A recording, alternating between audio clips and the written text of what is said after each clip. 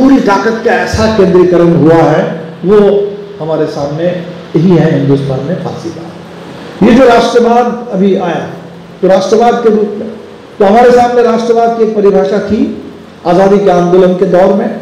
आज़ादी के आंदोलन से पहले भी 1857 में जब भारत के किसान विद्रोह कर रहे हैं, उससे पहले भारत के आदिवासी ने विद्रोह की शुरुआत की 1855 में। उस दौर में, उस समय देख लीजिए कि क्या गीत लिखा गया। 1857 में अजीमुल्लाह खां जो उस पूरे विद्रोह के शायर थे, उन्होंने उस समय गीत लिखा, हम हैं इसके मालिक, हिंदुस्तान हमारा। बिल्कुल, हम हैं इसके मालिक, हिंदुस्तान हमारा।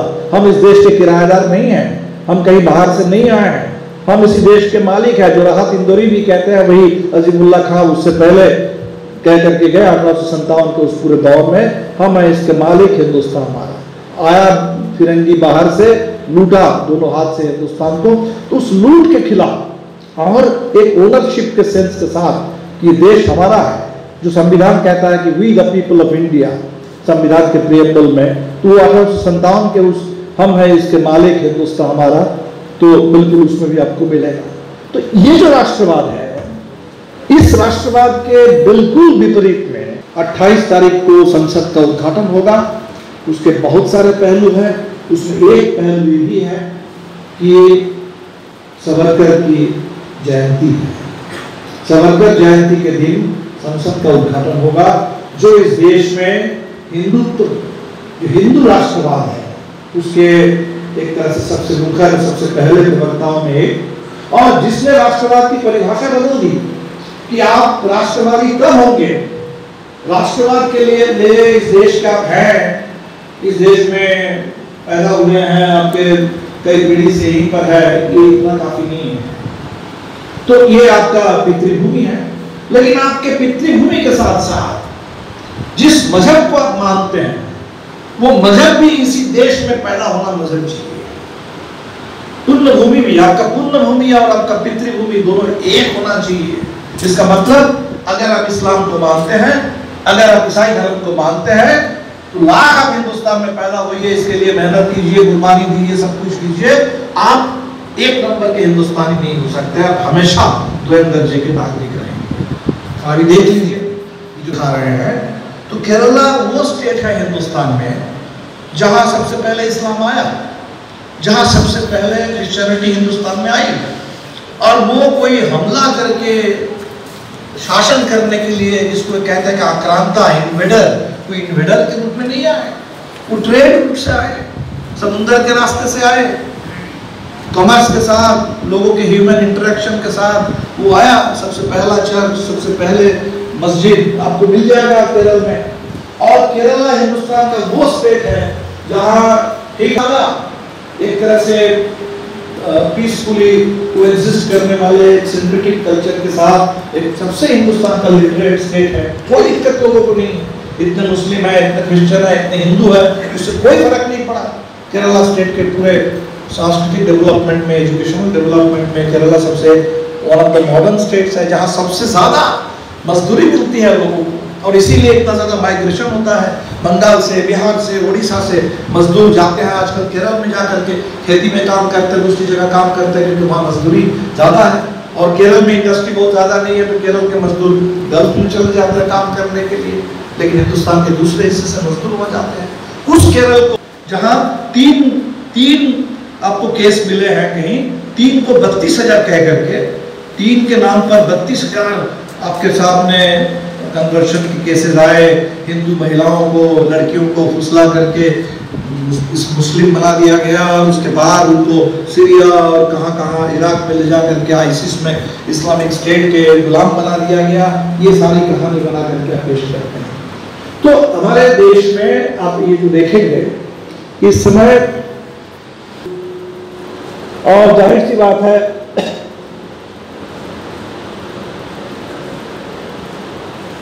भारत जैसे इतने बड़े देश में, इतने विशाल, इतने विविधता जहां है, तो वहां डाइवर्सिटी के साथ, ये यूनिटी का मतलब ही होगा, यूनिटी हम लोग कहते हैं यूनिटी इन डाइवर्सिटी, मैं तो कहता हूं यूनिटी थ्रू डाइवर्सिटी। डाइवर्सिटी के बावजूद हम यूनाइटेड है ऐसी बात नहीं है।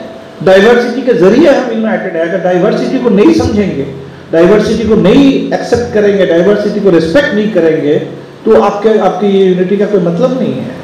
आप सिर्फ एक यूनिटी के नाम पर मतलब यूनिफॉर्मिटी थोपेंगे। Unity is not uniformity.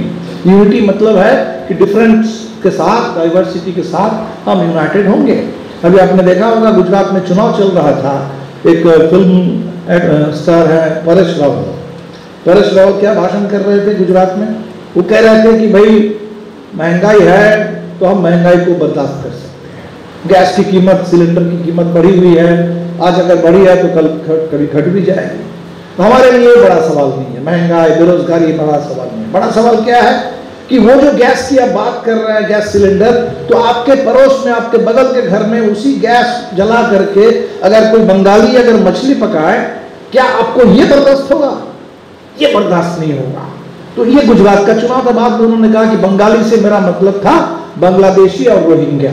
अब समझ लीजिए कि कैसे वो पूरे, उनके सामने महंगाई मुद्दा नहीं है, उनके सामने बेरोजगारी मुद्दा नहीं है, नफरत मतलब आपसे जो थोड़ा अलग टाइप के हैं, थोड़ा भी भाषा अलग है, बोली अलग है, खान पान अलग है, रहन सहन अलग है, तो उनको एकदम बिल्कुल उनके खिलाफ, उनको दुश्मन बना दो। तो ये जो पूरे नफरत पर आधारित ये जो हिंदू हिंदुस्तान के तथाकथित जो राष्ट्रवाद है, तो ये राष्ट्रवाद तो बिल्कुल हमारे देश में आज़ादी के आंदोलन का जो राष्ट्रवाद बढ़ा था, जो भगत सिंह का राष्ट्रवाद है, जो राष्ट्रवाद सीधा यहाँ से राष्ट्रवाद से वो अंतर्राष्ट्रवाद क्यों बढ़ जाता है? साम्राज्यवाद का नाश हो जब हम कहते हैं तो सिर्फ इतना नहीं कहते हैं कि हिंदुस्तान को किसी तरह अंग्रेजों से मुक्त करो। हम कहते हैं कि दुनिया के पैमाने पर पूरी दुनिया में साम्राज्यवाद खत्म हो। तो ये जो राष्ट्रवाद, जो साम्राज्यवाद का नाश हो, वहां तक चला जाता है बहुत सीमलेसली, एकदम स्वाभाविक ढंग से। तो उस राष्ट्रवाद के खिलाफ, बरखिलाफ एक बिल्कुल एक प्रतिक्रियावादी, एक दूसरा अंधराष्ट्रवाद हमारे सामने थोपा गया। तो ये जो और किस रूप में आज ये कर रहा है काम, वो हम सब लोग बिल्कुल साफ देख रहे हैं। किस तरह से इन्होंने, हम लोग बात करते हैं कभी कभी कि भाई देश में आपातकाल था। रेफरेंस पॉइंट हमारे सामने है कि 75 में कांग्रेस ने भी तो ऐसा किया था। उस समय भी तो इमरजेंसी थोपा गया था। उस समय भी तो अपोजिशन के लीडरों को जेल में डाला गया था। उस समय भी तो प्रेस के ऊपर सेंसरशिप थोपा गया था। तो वो इमरजेंसी, तो इमरजेंसी हमारे सामने एक टेम्पलेट है। हम उससे कंपेयर करते हैं कि इमरजेंसी को अगर हम समझते हैं कि वो डेमोक्रेसी का निषेध था, वो डेमोक्रेसी के खिलाफ था, डेमोक्रेसी को सस्पेंड करके रखा गया था, तो आप समझिए कि वो अगर इमरजेंसी को अगर एक समझते हैं तो आज जो इमरजेंसी है ये 1000 गुना है। वो अगर 1 यूनिट था तो आज 1000 यूनिट है। और वो तो डिक्लेयर्ड था, ये अनडिक्लेयर्ड है, मतलब हमेशा के लिए है। बिल्कुल एक पूरे देश में अघोषित और स्थायी आपातकाल में हम जी रहे हैं, जहां मीडिया पर आपको सेंसरशिप की जरूरत ही नहीं है। पूरी मीडिया को खरीद करके, तोड़ मरोड़ करके आपने बदल दिया है। अपने मीडिया को बना दिया जिसको रवीश कुमार की भाषा में गोदी मीडिया, आपके गोद में बैठा हुआ है, चाटुकार मीडिया। उस मीडिया में कहीं कोई सच्चाई के लिए कोई जगह नहीं है। सरकार से कोई सवाल पूछना जो मीडिया का बुनियादी काम होता है, स्पीकिंग ट्रूथ टू पावर, कि सत्ता के सामने सच्चाई के आईना को उसके सामने रखो, तो वो काम ही नहीं करता। तो अगर मीडिया को आप ट्रांसफॉर्म कर देंगे तब तो आपको सेंसरशिप थोपने की कोई जरूरत ही नहीं पड़ेगी। 2-4 जो इंडिपेंडेंट मीडिया वाले होंगे, इंडिपेंडेंट आवाज के लोग होंगे, उनको आप कर दीजिए, डाल दीजिए।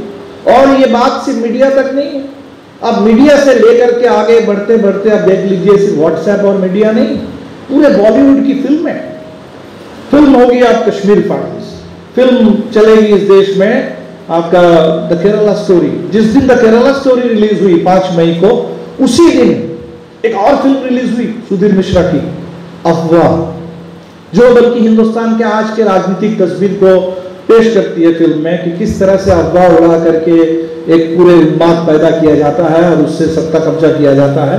अब उस फिल्म को कहीं कोई मिल ही नहीं रहा है, तो सिनेमा हॉल नहीं मिल रहा है, उसको बैन करने की जरूरत नहीं है। मार्केट के जरिए, पूरे माहौल के जरिए, मीडिया में कहीं चर्चा नहीं, कुछ नहीं।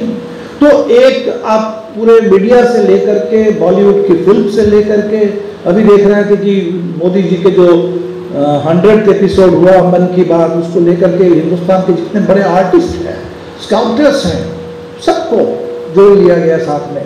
तो एक तरह से संपूर्णता में कब्जा, संपूर्णता में। अभी हमारे साथी बोल रहे थे कि एनसीईआरटी, अब एनसीईआरटी देख लीजिए, पूरे इतिहास बदल दे रहे हैं, डार्विन खत्म हो जा रहे हैं, आप अंबेडकर को भगा दे रहे हैं, पूरे बाहर कर दे रहे हैं, तो आप क्या पढ़ाया जाएगा, वो सब कुछ। तो एक तरह से जो पूरे आज़ादी के बारे में कल्पना थी कि हमारे सामने जो रविंद्रनाथ की भाषा में कहे, उन्होंने कहा था कि जहाँ हम, हमारे मन में कहीं डर नहीं होगा और सर ऊंचा करके हम देश में रहेंगे, तो वो आज़ाद, वो हमारा मुल्क है। तो उस जगह पर अभी बिल्कुल डर, एकदम डर का ही राज होगा और अज्ञानता का राज होगा, और बिल्कुल एक बनावटी आपके सामने जो पेश किया जाएगा उसी पर हम लोग करेंगे। तो ये जो पूरे फांसीवादी एक माहौल बना है, हम बात करेंगे कि इससे लड़ा कैसे जाए। प्रतिरोध, अगर हम कहेंगे प्रतिरोध की सिर्फ संभावना नहीं, प्रतिरोध की चुनौती। प्रतिरोध अगर हम नहीं, फांसीवाद, कोई फांसीवाद तो वास्तव है, वो आ चुका है, वो ऐसा नहीं कि धीरे धीरे उसकी आहट सुनाई दे रही है, वो आ चुका है, उसने बना लिया, डंके के चोट पर कह रहा है कि हम 50 साल, भारतीय जनता पार्टी है 50 साल राज करेगी। वो कह रहे हैं कि भाई बाकी दलों के लिए कोई समय समाप्त हो गया है। बिहार में जाकर के जेपी नड्डा कह रहा है कि क्षेत्रीय दलों का समय समाप्त हो गया है। कांग्रेस मुक्त भारत का नारा था, कांग्रेस मुक्त भारत से लेकर के उसके बाद तो पूरे विपक्ष मुक्त एक लोकतंत्र की बात कर रहा है, आ चुका है। अब ये हमारे सामने है कि हम इससे लड़े कैसे। तो हमें लगता है कि फांसीवाद के जितने पहलू हैं, तो हर पहलू पर हमें लड़ना होगा, हर मोर्चे पर लड़ना होगा। फांसीवाद अगर एक विचार है तो हमें विचार के धरातल पर लड़ना होगा। फांसीवाद की अगर ये कोशिश है कि डर का राज कायम किया जाए, तो हमें बिल्कुल उस डर के खिलाफ एक पूरे साहस के साथ लड़ना होगा। और ये लड़ाई कोई भी लड़ सकता है, हम आप कोई भी लड़ सकते हैं। जो हमारे साथी जेल में है, हमने देखा फादर स्टैन स्वामी ने कहा कि सच के लिए अगर कीमत चुकानी पड़ेगी तो मैं तैयार हूं। 80 साल के बुजुर्ग आदमी जो विस्थापन के खिलाफ लड़ रहे थे, और आदिवासी जो जेल में बंद पड़े हुए हैं उनकी रिहाई के लिए लड़ रहे थे। अभी हमने तो द्रौपदी मुर्मू को सुना, पिछले लोग संविधान दिवस में द्रौपदी मुर्मू का भाषण हो रहा था। भाषण अंग्रेजी में लिखा हुआ था, पहले उन्होंने लिखित भाषण पढ़ा, लिखित भाषण पढ़ने के बाद थोड़ी देर वो हिंदी में बोली, और जो इम्प्रम्प्टू उनका जो भाषण उन्होंने कहा उसको अगर आप सुनेंगे तो वहाँ वो बोल रही है कि भाई उड़ीसा में जब हम एमएलए थे और राजस्थान में जब हम गवर्नर थे तो हमने क्या देखा, हमने जेलों का दौरा किया और सब जेल में हम पाए कि आदिवासी भरे भरे हैं, कोई केस नहीं, कुछ नहीं, भरे भरे हैं। तो ये कौन सी हमारे देश की व्यवस्था है, इतने लोग जेल में क्यों हैं? तो फादर स्टैन स्वामी इसी बात को तो कह रहे थे कि आदिवासी जो जेल में बंद पड़े हुए हैं उनको रिहा करो, और वो रिहाई की मांग कर रहे थे, विस्थापन के खिलाफ लड़ रहे थे। तो आपने इसीलिए उस आदमी को विस्थापित करके रांची से उठा करके पुणे में आप ले आए, और वो जेल से रिहाई की बात कर रहे थे, किसी ने अपने उनको जेल के अंदर डाला, और जेल के अंदर डाल करके वो पानी पीने के लिए भी, पार्किंसन था, उनको पानी पीने के लिए स्ट्रॉ सिपर चाहिए था, उसके लिए भी कोर्ट का दरवाजा खटखटाना पड़ा ताकि उनको पानी पीने का अधिकार मिले। तो आपने इस तरह से एक बुजुर्ग आदमी को, एक बीमार आदमी को आपने हत्या कर दी जेल के अंदर। लेकिन हमने देखा कि उन्होंने कहा कि अगर सच के लिए हमें ये कीमत चुकानी पड़ेगी तो मैं तैयार हूं। तो मैं मानता हूं कि वो एक आदमी थे, वो शायद किसी बड़े संगठन से जुड़े, किसी पार्टी, कोई बड़ा समुदाय ऐसा नहीं थे, ये एक आदमी, तो कोई सच कहने वाला आदमी, हिम्मत के साथ इस आतंक के सामने खड़ा होने वाला कोई आदमी, और सही समय पर जब उस डर के आगे हम झुकेंगे नहीं, तो हम मानते हैं कि जो हमारे पहलवान लड़कियां हैं हरियाणा की, भले वहाँ आप कहेंगे कि भाई वहाँ तो कोई क्रांतिकारी विचार नहीं है, बिल्कुल नहीं है। वो पूरा इलाका है खप पंचायत का इलाका, जहाँ वो महिलाओं के खिलाफ ही रहते थे इतने दिनों तक, और अभी भी शायद उनको इसीलिए सबसे ज़्यादा उनकी संवेदना जगी क्योंकि हरियाणा की बेटियां हैं।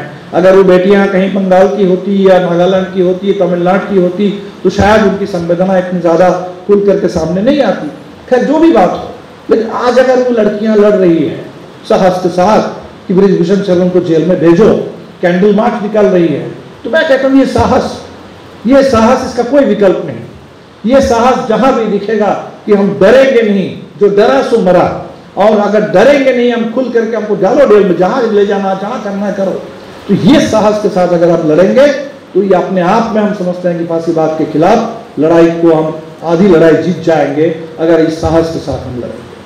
दूसरी बात है कि फांसीवाद अगर जन आंदोलन है, अगर वो उन्माद पैदा करता है, अगर वो उन्माद पैदा करके हमारे एक समाज के बहुत सारे लोगों को गुमराह करता है, और उसने एक आंतरिक दुश्मन ढूंढ लिया, मुस्लिम आंतरिक दुश्मन है, इस देश के अंदर कम्युनिस्ट आंतरिक दुश्मन है, उस समय से उन्होंने कह दिया। और दलित तो शुरू से दलित को आपको सताना है, लेकिन आज आप देखेंगे कि वो दलितों का इस्तेमाल कर रहा है, दलितों का बड़े पैमाने पर इस्तेमाल कर रहा है। और हमारे सामने बड़ी चुनौती ये है कि आज जो फांसीवाद हम देख रहे हैं, सबसे पहले हिंदुस्तान में अगर इसके बारे में हमें आगाह करने वाले कोई थे बहुत शिद्दत के साथ और बहुत दूरदृष्टि के साथ, तो बाबा साहब अम्बेडकर थे। बाबा साहब अम्बेडकर थे जो संविधान लिखने के बाद वो नहीं कह रहे थे कि हमने बढ़िया लिख दिया अब सो जाओ, संविधान आ गया है अब सो जाओ, बस संविधान बाकी अपना काम करेगा। उन्होंने कहा कि संविधान से क्या होगा, संविधान तो जिसके हाथ में है वो कैसे लोग हैं उस पर डिपेंड करेगा। बहुत अच्छा संविधान में हम लिख के दे देंगे, उसका कबाड़ा निकाल देंगे, उस संविधान से क्या बनेगा अगर संविधान ऐसे लोगों के हाथ में होगा। इसीलिए बाबा साहब ने ये नहीं कहा था कि संविधान आ गया है अब बस सो जाओ, सुस्त हो जाओ। उन्होंने कहा कि संविधान को समझो कि संविधान को लेने के साथ साथ हम एक नए अंतर्विरोधों के दौर में प्रवेश कर रहे हैं। वो अंतर्विरोधों का दौर क्या है, वो कह रहे हैं कि भाई संविधान में हमने कह दिया कि कुछ बराबरी है। क्या बराबरी, हमने वोट की बराबरी दे दी, अमीर से अमीर आदमी को भी एक वोट, गरीब से गरीब आदमी को भी एक वोट, सबके लिए यूनिवर्सल एडल्ट फ्रेंचाइज। हालांकि हमने देखा कि वोट तो संविधान में दे दिया था और बिहार में लड़ना पड़ा, जान गंवानी पड़ी, जान की बाजी लगाकर तब जाकर के दलित में वोट डालना शुरू किया। और पहली बार हमें इस बात का फक्र है कि पहली बार हमारे जो साथी जब दिल्ली में संसद में जीते थे वो दलितों का पहला वोट था। बिहार के दलित जब पहली बार वोट डालने का उनको मौका मिला लड़ करके, तब उस पहले वोट से उन्होंने अपना जो नुमाइंदा चुना वो हमारे एक साथी थे रामेश्वर प्रसाद जो खेत मजदूरों के नेता थे, उनको आरा से बिना किसी गठबंधन बिल्कुल हमारे इंडिपेंडेंट कैंडिडेट थे, 1,78,000 या कुछ ऐसा वोट मिला था। और उस दिन वोट डालने के इस अपराध में चुनाव होने के बाद शाम को बड़ा जनसंघर्ष हुआ था दनवार बेटा में, क्योंकि दलितों ने वोट डाला और वो भी अपने पसंद के प्रतिनिधि के वोट डाला, ये लोगों को बर्दाश्त नहीं हुआ।